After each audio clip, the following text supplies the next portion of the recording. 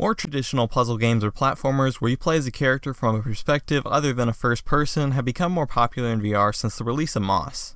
And so when Down the Rabbit Hole by Cortopia Games was announced, it piqued my interest, especially since this was from the developers of Wands, a 1v1 wizard game also on PSVR that I really enjoyed. So now that it's out, is Down the Rabbit Hole any good?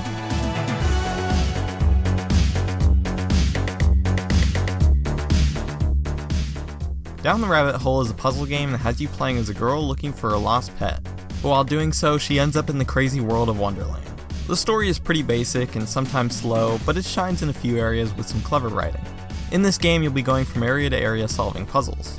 These puzzles never get too complex, but there's still some pretty creative ones here.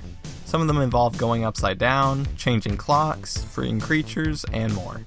There are also added puzzles for hidden invitations you can find, which change the ending of the game if you collect them all. My main issue with the puzzles is that some of them weren't clear enough, and had me walking around pointlessly for a while.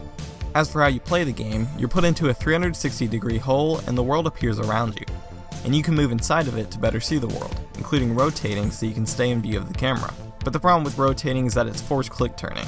There isn't any options for smooth turning or even changing the settings of the click turning. It didn't bother me too much for a game like this, but it would be nice to have the option to change it. There are also moments in the game where you go into a first-person view to either talk to a character or to solve a specific puzzle. Everything is controlled with the DualShock 4 controller, which works pretty well. Possibly the best aspect of this game is the world itself. The world of Alice in Wonderland makes for a really cool VR experience, especially in this unique format. The graphics look pretty good, but are a bit blurry. Most of the game is really close to you though, so it's hard to notice blur in most areas.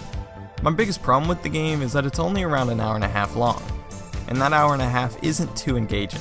The game is really polished, looks pretty, and has some creative puzzles, but for most of the game it feels too simple and sometimes slow. So overall, Down the Rabbit Hole is decent.